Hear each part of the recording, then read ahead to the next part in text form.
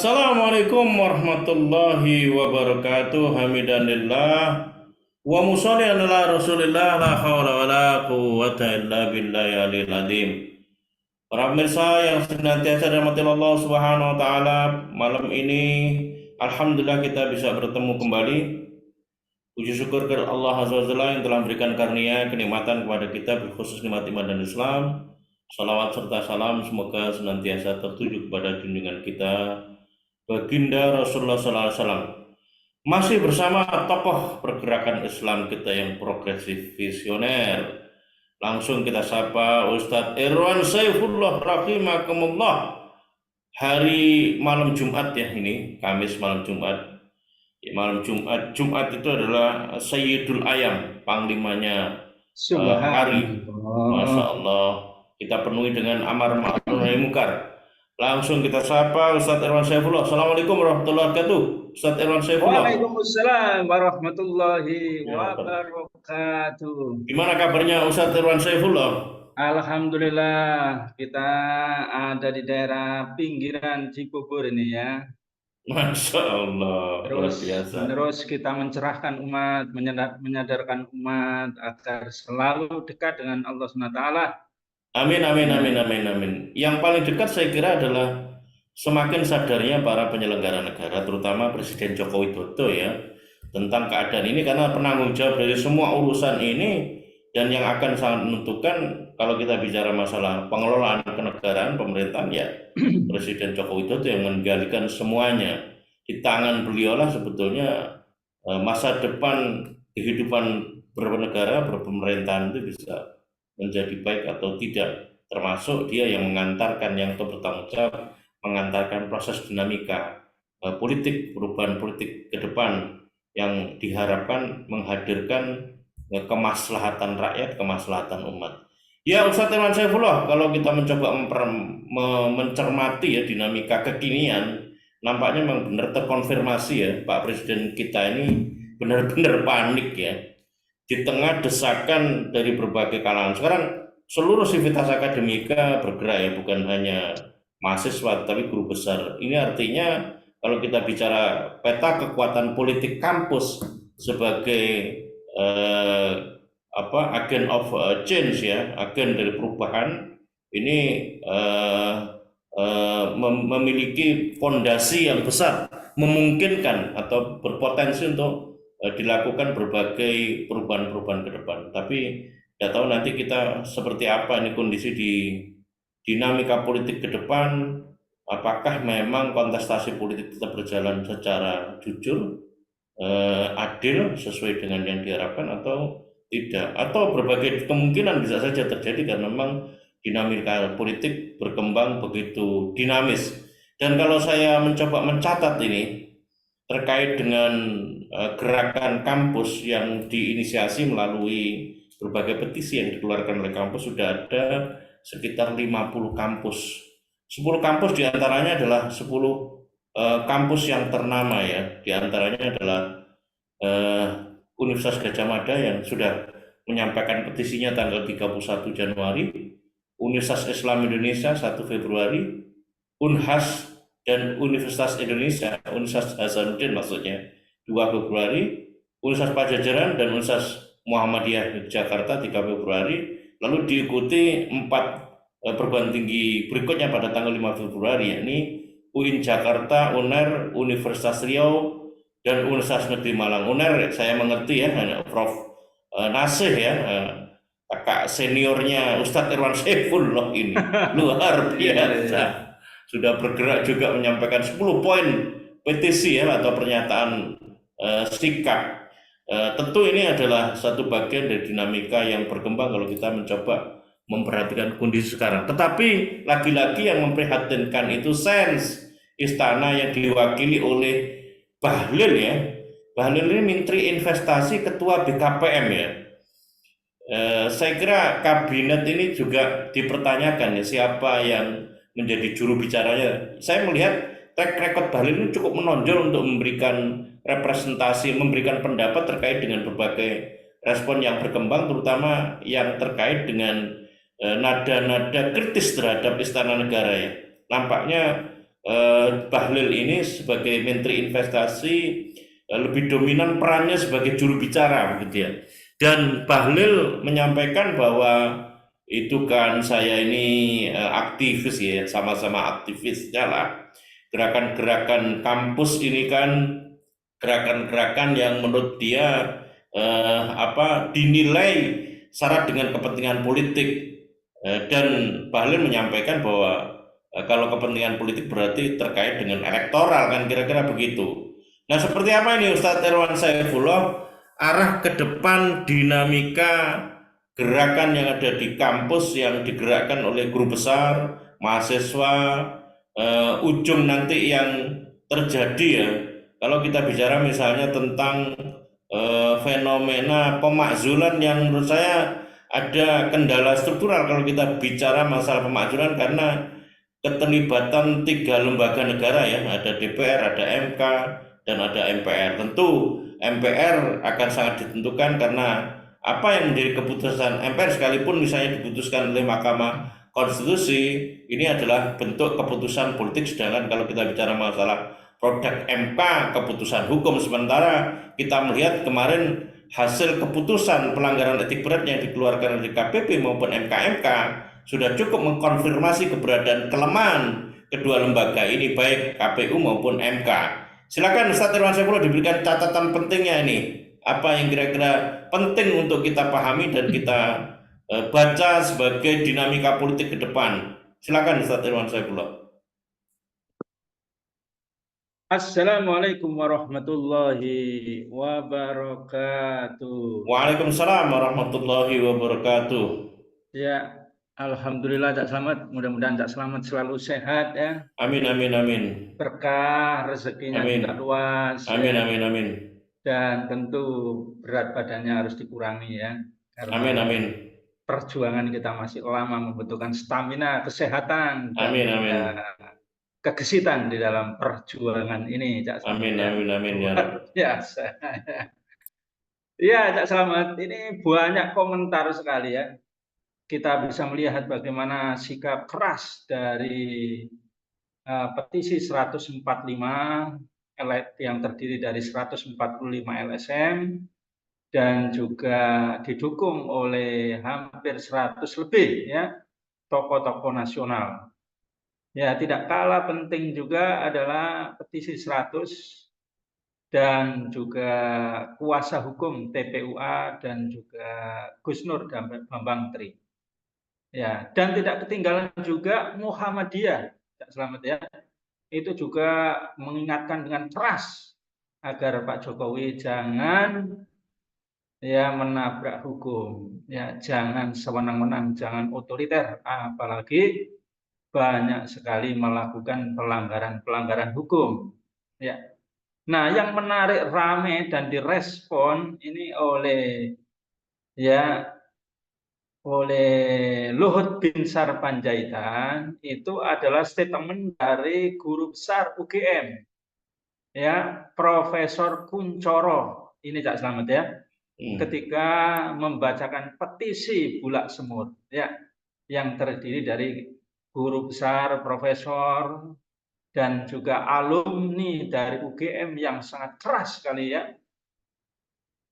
Nah, Luhut sangat keras sekali bahwa ya merespon ini, dia mengatakan bahwa ya Pak Kuncoro CS dan juga yang lain itu hanya gerakan partisan saja, yakni gerakan yang ingin memiliki komunitas dan juga kebebasan secara mandiri, dan mungkin barangkali ini dilekatkan kepada 01 barangkali Cak Slamet ya, yang ingin melakukan perubahan, ya ingin ya melawan kebijakan-kebijakan yang selama ini telah dilakukan oleh rezim Jokowi. Nah, ini menarik Cak Slamet bahwa direspon ya oleh Profesor Kuncoro di berbagai media, bisa juga di Kompas TV juga dia diwawancarai. juga kalau tidak salah di media-media yang lain juga banyak sekali, Cak Slamet ya. Nah, bahwa dia juga merasa sedih dan kecewa dengan respon dari Luhut bin Sarpanjaitan yang mungkin juga mewakili Presiden Jokowi. Dan Presiden Jokowi sendiri santai-santai saja meresponnya itu. Ya, yakni ini adalah alam demokrasi sah-sah saja. Nah, tapi menarik, beliau ini berpendapat sangat keras sekali bahwa tidak benar ya kalau dia ini dikatakan kelompok partisan, apalagi cenderung kepada 01. Tidak benar itu.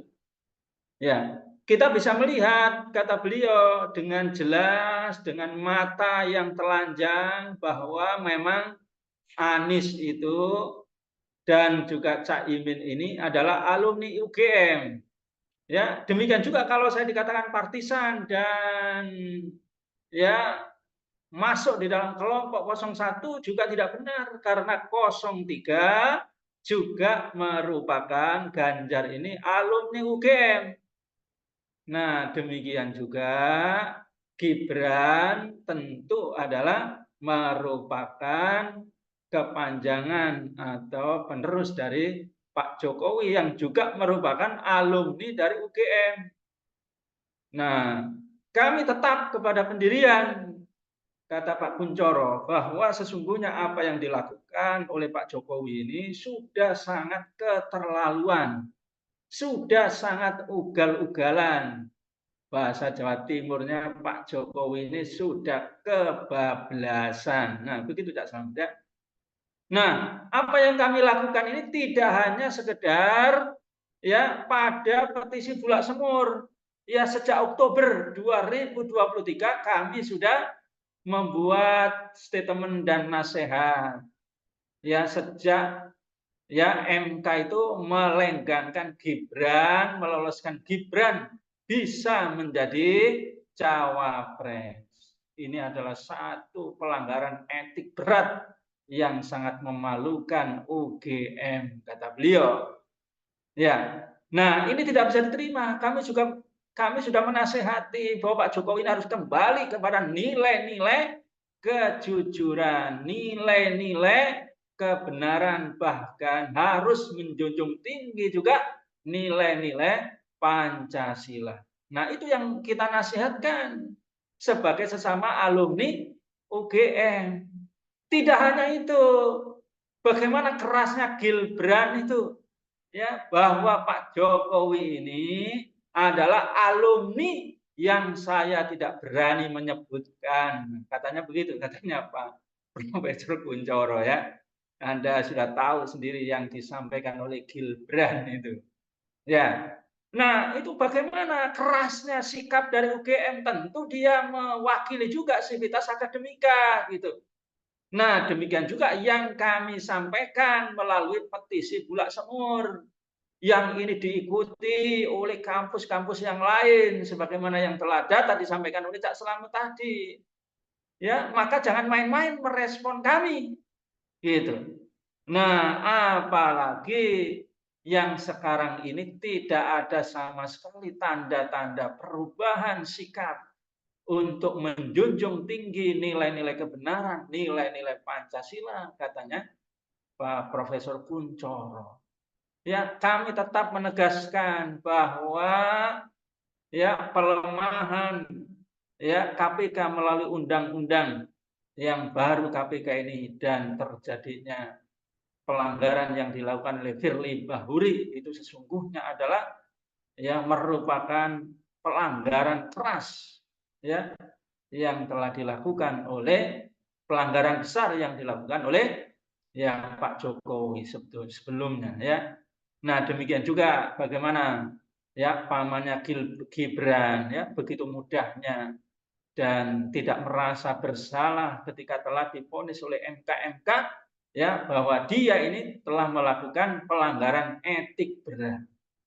Nah, tapi masih terus berlangsung, mendiamkan saja Pak Jokowi ini dengan pelanggaran yang sangat berat ya dari KPU. Nah, ini adalah politik yang lebih ugal-ugalan lagi, mempermainkan hukum. mempermainkan keadilan sosial bagi seluruh rakyat Indonesia, ya masih ditambah tidak ada sikap yang lebih tawadhu, lebih mendengarkan, lebih dia ini menjadi pemimpin negara ini. Ya, politik bansos masih terus-terusan dengan memamerkan jumlah beras yang sangat besar. Apalagi juga memamerkan, ya, membuat kebijakan tidak ada sama sekali alasan, tidak ada keadaan yang extraordinary crime, tidak ada yang namanya COVID, tidak ada yang namanya perang, ya, di Palestina maupun di Ukraina itu berdampak. Tapi di seluruh kementerian ini ya disisihkan atau diambil ya menjadi cadangan untuk 5% untuk bansos. Ini luar biasa. Tidak bisa diterima itu Cak Slamet ya.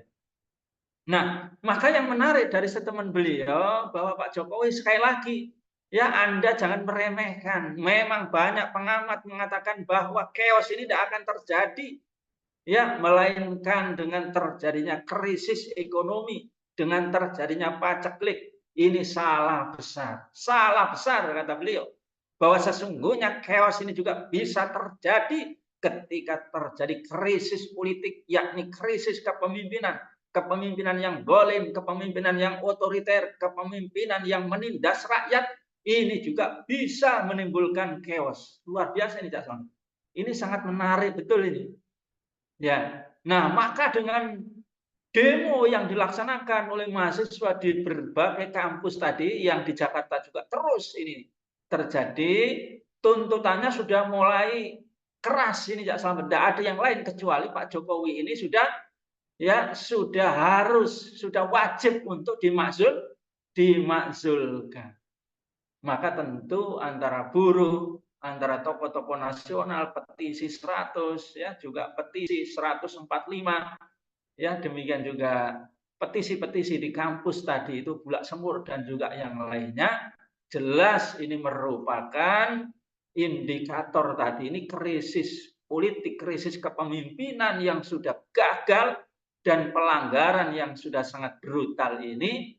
Tentu ini menjadikan sebuah argumentasi, sebuah ukuran bisa terjadinya chaos, bahkan mungkin secara konstitusional itu menjadi sah itu Cak Slamet ya. Pak Jokowi ini harus diturunkan oleh rakyat. Nah, demikian catatan saya Cak Slamet ya. Iya, Ustadz Irwan Saifullah, Prof. Kuntoro juga menyinggung mengenai sinyalemen Pak Jokowi yang menyatakan bolehnya berkampanye dan bolehnya berpihak. Ternyata itu interpretasi yang disampaikan oleh Pak Joko Widodo untuk menjelaskan tentang kebolehan yang dimuat di dalam ketentuan undang-undang pemilu yang bacaannya cuma sebagian. Menurut Prof. Kuntoro, bolehnya kampanye itu bagi incumbent, begitu yang disampaikan oleh Prof. Kuntoro. Tapi lagi-lagi pertanyaannya, kalau misalnya dia kemudian meyakinkan terakhir dia tidak berkampanye, apakah memang benar-benar bisa dipercaya Presiden Joko Widodo ini benar-benar tidak melakukan kampanye berkaitan dengan bagi-bagi bansos kemarin, yang ini menimbulkan interpretasi seperti apa formula kampanye itu, apakah bagi-bagi bansos oleh dia yang semestinya ada leading sektor yang mengerjakan persoalan itu, dan bahkan persoalan teknis ini harusnya bisa diselesaikan oleh pejabat negara yang tupoksi kewenangannya itu melaksanakan atau menjalankan hal-hal yang terkait dengan persoalan teknis. Balik lagi seperti yang Ustadz Irwan Saifullah tadi sampaikan soal pemakzulan, ya. Sebagaimana yang termuat ketentuannya di dalam pasal 7A Undang-Undang Dasar 1945. Ketika alasan sebagaimana pasal 7A Undang-Undang Dasar 45 itu memang termasuk di dalamnya Pak Presiden Joko Widodo memenuhi syarat alasan sebagaimana pasal 7A Undang-Undang Dasar 45, maka mekanismenya adalah DPR mengajukan syarat-syarat pemakzulan itu kepada Mahkamah Konstitusi.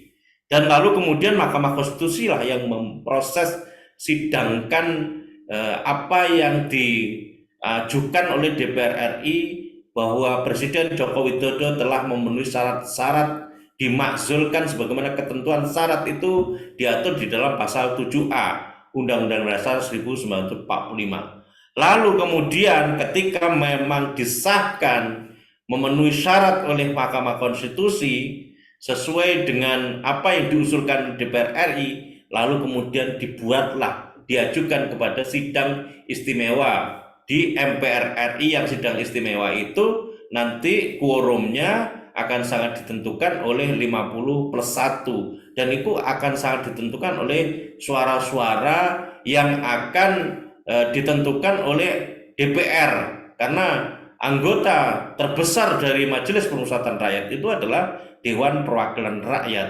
Ini sebetulnya yang menjadi satu challenge ya, tantangan bagaimana desakan masyarakat yang direpresentasikan dari kampus itu benar-benar direspon. Oleh karenanya maka ada yang menyerukan sekarang tongkat komandonya itu ada pada Bu Megawati. Bu Megawati ini akan sangat menentukan seperti apa nanti komando proses gerakan yang akan dilakukan oleh kampus itu memang benar-benar bisa ditindaklanjuti atau tidak sebagaimana terulang pada saat reformasi. Seperti apa Anda melihatnya ini Ustaz Irwan Saifullah? Ya, itu Cak Slamet. Saya tambahi lagi ya, Cak Slamet, yang kedua ya, yang juga disinggung juga oleh para tokoh ya, juga termasuk ya Prof. Kunchoro ini ya. Jadi ketika Pak Jokowi mengatakan dia ini ketika ramai bahwa dia ini dihujat ya, dan juga sampai seperti yang saya katakan banyak sekali yang mengatakan bahwa dia ini pembohong ya, dan juga ya titik-titik B, titik-titik T ini banyak sekali itu Cak Slamet ya, ngeri sekali ya. Maka dia cepat-cepat mengatakan bahwa ya apa yang saya sampaikan berdasarkan undang-undang, presiden itu berhak untuk melakukan kampanye. Namun kalau saya ditanya apakah saya kampanye, saya tidak kampanye. Ini yang semakin ya memuakkan atau juga menjadikan tidak percaya. Karena realitas di lapangan bagaimana bansos ini betul-betul ugal-ugalan Kak Slamet, walaupun sekarang di stop mulai tanggal 8 sampai tanggal 14, namun sudah disiapkan juga ini stok-stok yang sangat besar untuk pasca tanggal 14, dan bisa kita lihat bagaimana pelanggaran-pelanggaran yang menunjukkan bahwa pembagian bansos ini merupakan kampanye terselubung. Itu tidak bisa dinafikan lagi gitu Cak Slamet. Demikian juga bagaimana peristiwa yang dihadapi oleh 03, peristiwa yang di Boyolali dan di tempat-tempat yang lain yang menunjukkan bahwa pihak aparat ini tidak netral alias berpihak kepada 02. Demikian juga bagaimana ketika Anies ya dibatalkan di Bandung ya, ada kampanye di tempat-tempat yang lain, beberapa tempat yang lain ya, kemudian dikatakan bahwa dia tidak diperbolehkan karena itu termasuk gedung pemerintah. Tapi ketika 02 menggunakan gedung miliknya TNI, ternyata jawabannya gampang, tidak dibolehkan, tidak selamat ya, dibolehkan 02. Nah, oleh TNI dikatakan bahwa gedung itu memang milik pemerintah, milik TNI, tapi gedung itu sudah disewakan. Siapa saja boleh. Gampang sekali Cak Slamet kalau untuk 02 ya. Kalau untuk 01 atau 03, nah sampai puncaknya ya Cak Slamet bisa lihat itu bagaimana pidato-pidato dari Megawati yang dia teriak-teriak ya, wahai TNI, wahai polisi, kalian jangan menindas ya 03 karena menindas 03, menindas PDIP karena kami ini adalah peserta Pilpres yang sah. Itu coba luar biasa. Demikian juga dia menyeru kepada wahai KPU, wahai Bawaslu. Wah, luar biasa itu Cak Slamet ya. Tapi itu tadi Cak Slamet bahwa kita harus tahu bahwa Pilpres ini akan terjadi banyak kemungkinan yang bisa terjadi. Ini Cak Slamet ya. Seperti yang saya katakan, kemungkinan terburuk bisa saja Pak Jokowi ini menggunakan segala macam cara yang sampai juga bisa melukai rakyatnya. Nah, ini yang sangat berbahaya ketika kasus bagaimana para ustadz guru ngaji yang kemudian dibacok oleh orang gila. Ya, kalau itu hanya kebetulan kenapa jumlahnya sangat banyak dan itu terjadi menjelang Pilpres atau pencoblosan, Kak Slamet ya. Nah, yang kedua tentu ya seperti yang saya katakan Kak Slamet, ketika ya perlawanan dari rakyat, perlawanan dari 02 dan 01 dan 03 ini diabaikan, tentu ini adalah tamparan keras bagi DPR RI, Kak Slamet. Ini menunjukkan memang DPR RI ini memang telah menjadi Korea-Korea alias menjadi pengkhianat-pengkhianat, berkhianat gitu, berkhianat kepada rakyat. Tugasnya dia tidak dilakukan, berarti dia telah disandera, ya, telah disogok di sini. Ya, dia mendapatkan sandera dari Pak Jokowi, dari oligarki. Nah, padahal sekarang ini sudah di tangan Puan ini. Dia punya kekuatan ini. Ya, demikian juga tentu ketika ini dibiarkan oleh polisi, maka polisi ini tentu Cak Slamet. Ya, di situ itu juga ada orang-orang yang beriman, ada pahlawan-pahlawan, anak-anak muda di Polri, di TNI, tentu dia akan menangis. Ya, tentu dia akan terenyuh, tentu dia merasa bersalah, tentu dia merasa berdosa. Bagaimana dia ini seorang kesatria yang paling ya di garda terdepan menegakkan kebenaran dan keadilan, dia ini diam 1000 bahasa gitu ya. Tentu ini adalah merupakan api dalam sekam ini yang bisa bergerak. Kenapa? Karena sebagian purnawirawan dan tokoh-tokoh itu ada di belakang 01 dan 03. Ini yang paling banyak sekarang di Islam. Ya. Nah, maka justru ini yang dikatakan Pak Kunchoro tadi ada benarnya ini Cak Slamet. Bahwa kemungkinan chaos ini sangat besar dan sudah dekat. Jangan main-main gitu. Ya. Ini semua elemen sudah turun yang pertama. Gitu. Tanda-tandanya. Yang kedua, ya demikian juga ya narasi dari rezim Jokowi itu sudah tidak masuk akal. Ketika Fachri Hamzah mengatakan bahwa Anies dan Caimin ini mau ditangkap, ini juga tidak masuk akal. Bagaimana polisi membuat video-video menyuruh rektor, menyuruh tokoh-tokoh agar ya pemilu ini damai, prestasi Pak Jokowi ini banyak, harus mendukung pemerintah. Ini tidak masuk akal. Ya, di satu sisi narasi juru bicara ya yang merupakan pemberitaan dari Pak Jokowi itu bicara keras, di satu sisi yang lain rakyat disuruh adem, disuruh nurut, disuruh membeu kepada situasi politik. Ya, apalagi Pak Luhut itu, wah kasar banget itu Cak Salam. Luhut ini kasar sekali nih. Ya, dia mengatakan ini Anies 01, jangan membohongi rakyat lah. Jangan membohongi rakyat. Yang membohongi ini dia. Bagaimana dia mengatakan menunjuk orang lain? Tidak pernah dia menunjuk bagaimana hutang negara, bagaimana di Morowali, bagaimana nikel itu yang sebenarnya hitungannya itu. Coba dong. Demikian juga kekayaan alam ini benar enggak? 80% lebih ini milik segelintir orang, benar atau tidak? Bagaimana dia ini kok mengatakan orang lain itu membohongi rakyat? Sedangkan dia ini, ya Allah, luar biasa ini. Apalagi Bahlil ini, ya Allah, dikatakan oleh Profesor ya para tokoh-tokoh ini, ya Allah titik-titik B, ya Bahlil ini Cak Selamat, ya apa? Sudah hancur ini, Pak Jokowi ini sudah hancur gitu.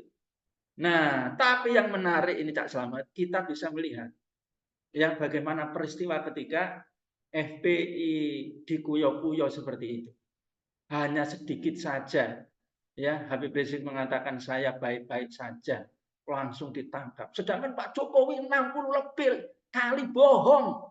Itu Pak Luhut, coba ya yang kamu bela, yang kamu perjuangkan Pak Jokowi itu 60 kali bohong.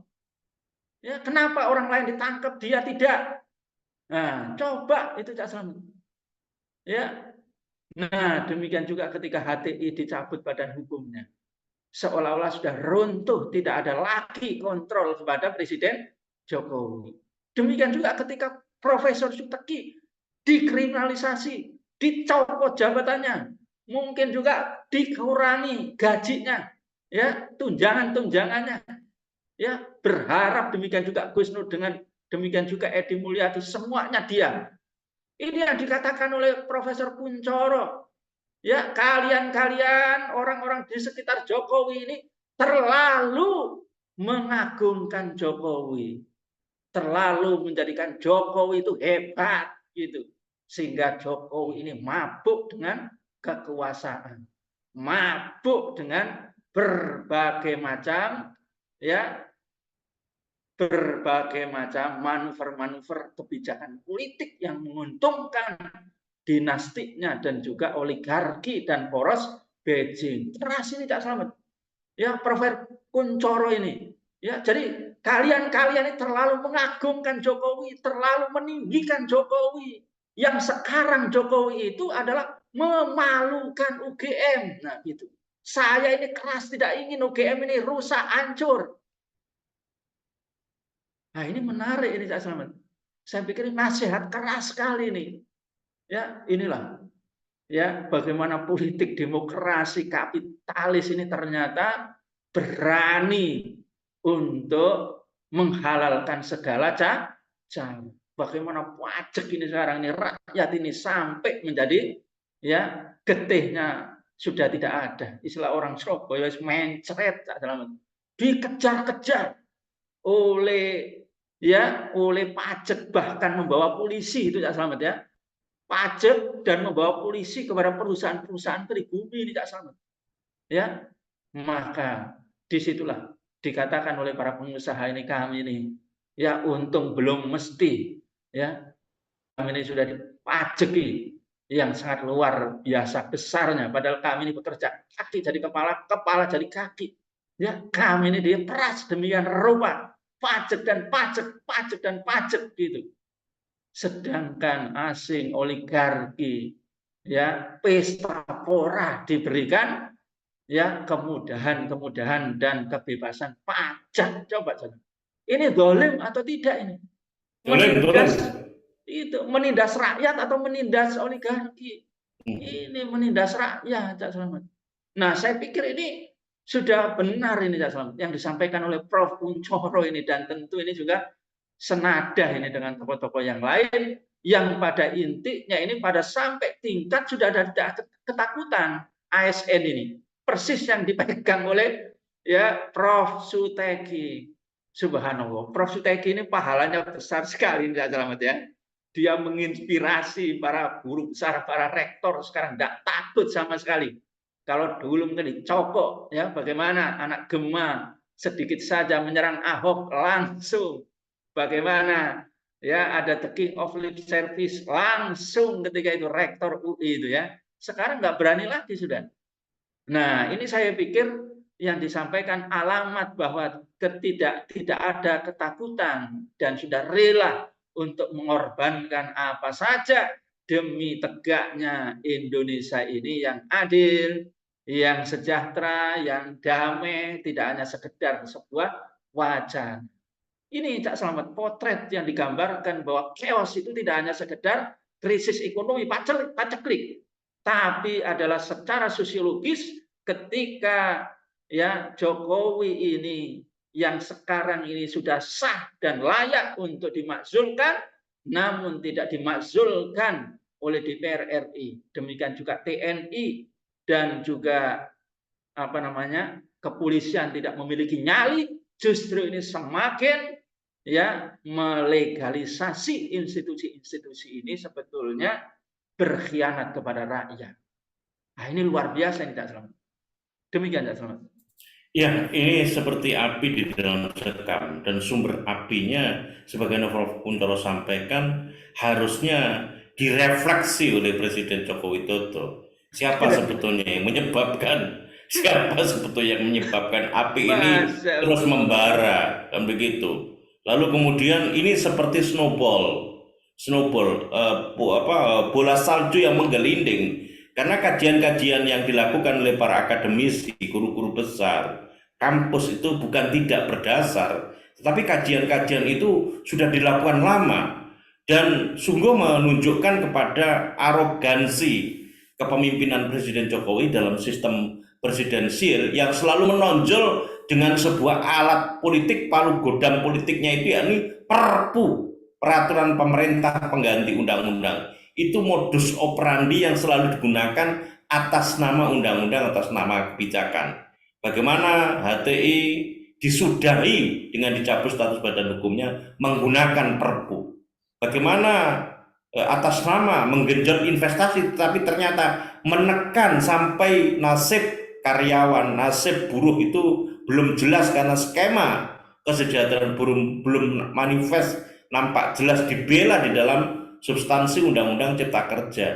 Kemarin sudah dinyatakan inkonstitusional oleh MK, tapi justru dikeluarkan Perpu, lalu kemudian lahirlah Undang-Undang Cipta Kerja yang benar-benar secara substansi dipersoalkan secara formal atau berkaitan dengan proses peraturan perundang-undangan atau pembentukan perundang-undangannya juga di persoalan yang semakin mengkonfirmasi adanya banyak problem terkait dengan lawmaking process. Silakan Ustadz Irwan Saifullah, saya kira ini adalah realitas yang menunjukkan problem rezim sekaligus problem sistem yang mestinya butuh kesadaran untuk menawarkan, untuk memikirkan bagaimana solusi fundamental dan komprehensif atas sengkarut persoalan ini. Jangan kemudian, kalau kemudian ujungnya nanti justru chaos, itu malah dikendalikan untuk kepentingan yang empunya kekuasaan. Siapa yang punya kekuasaan? Oligarki. Chaos adalah sebuah kondisi di mana sebuah keniscayaan kalau gelombang tuntutan aspirasi direspon dengan semakin represif. Represitivitas itu semakin menunjukkan bahwa rezim ini menunggu datangnya ajal kepemimpinan atau kekuasaannya. Silakan diberikan closing statement-nya, Ustaz Irwan Saifullah.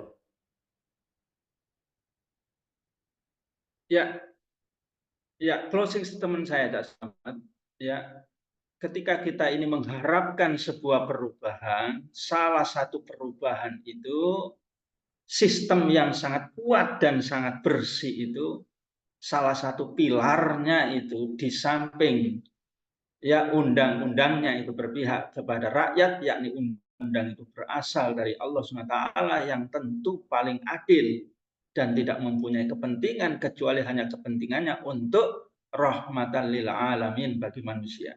Yang kedua, tentu pilar yang kedua adalah orangnya itu, pemimpinnya itu harus bersih. Nah, maka itulah dibutuhkan pemimpin yang beriman dan bertakwa kepada Allah SWT. Yang takut dia itu akan menghadapi siksa yang tidak akan pernah mampu untuk menghadapinya ketika kezaliman dan penindasan itu dilakukan. Tapi pilar yang ketiga yang lebih penting juga ini ada kontrol seluruh masyarakat. Ada muhasabah lil hukam. Inilah yang akan menjadikan negara itu bersih. Ya. Alias dengan kata lain, seluruh para ulama, para habaib, para tokoh, para akademisi, para guru besar, dia itu hanya memiliki misi suci untuk melakukan kontrol penguasa agar selalu ada di dalam jalan kebenaran, jalan keadilan, dan tidak ada di situ sandra menyandra, gitu Cak Slamet.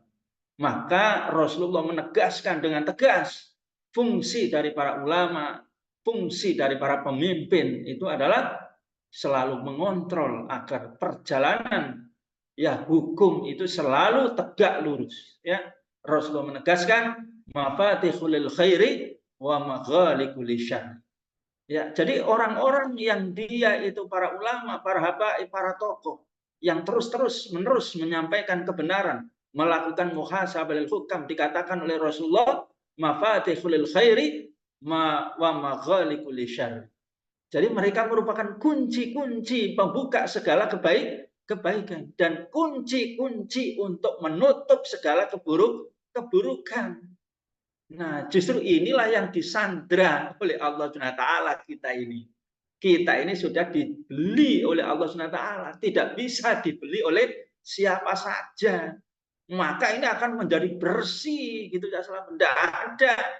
Lah sekarang ini seperti yang dikatakan oleh Pak Kuncoro itu sampai sekarang ini melakukan korupsi tapi aman gitu ya. Bagaimana ketika Johnny G. Plate sedikit saja Nasdem ini menjadi oposisi, tangkap.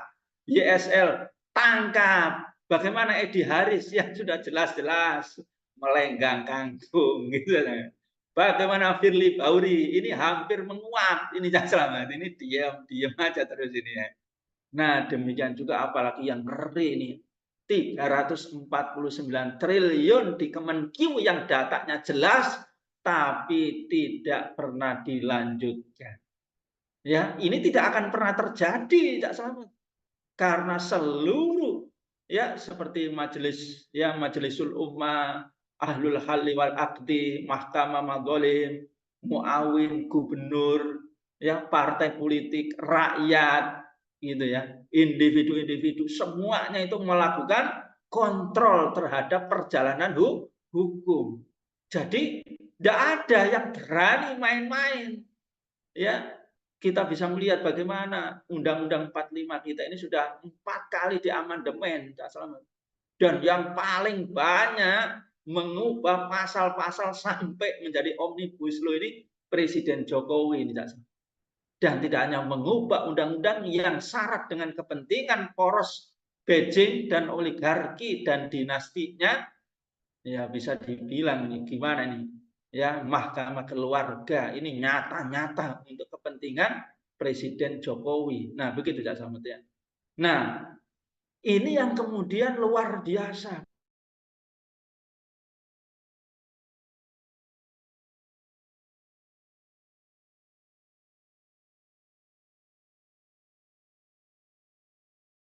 Dari seluruh elemen negara.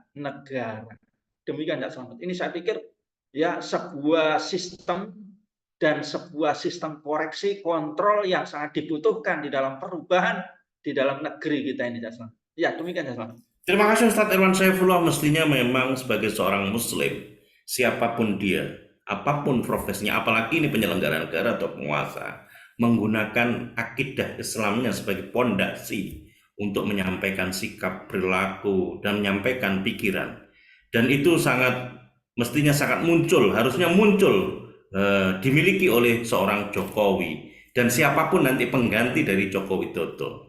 Insya Allah dengan begitu Allah Subhanahu wa Ta'ala akan memudahkan jalannya, dan itulah sesungguhnya hakikat yang berulang kali disampaikan oleh Hizbut Tahrir Indonesia yang dicabut status badan hukumnya, dan berulang kali mengingatkan berulang kali bahwa perubahannya ini harus dimulai dari payung sistem politik yang akan menaungi, melahirkan berbagai kebijakan semua bidang yang akan menyelesaikan dengan pondasi Islam yang telah diturunkan oleh Allah Subhanahu wa Ta'ala melalui baginda Rasulullah sallallahu alaihi wasallam sebagai penyempurna kehidupan manusia dan sebagai rahmat bagi seluruh sekalian alam. Terima kasih sekali lagi Ustadz Irwan Saifullah. Semoga ini menjadi pelajaran kepada umat dan masukan koreksi terhadap para penyelenggara negara atau penguasa, dan semoga ini ditangkap positif sebagai sebuah masukan positif, masukan yang konstruktif untuk perbaikan negeri ini menjadi negeri yang lebih baik. Baldatun thayyibatun wa rabbun ghafur. Saya sampaikan terima kasih kepada teman-teman yang live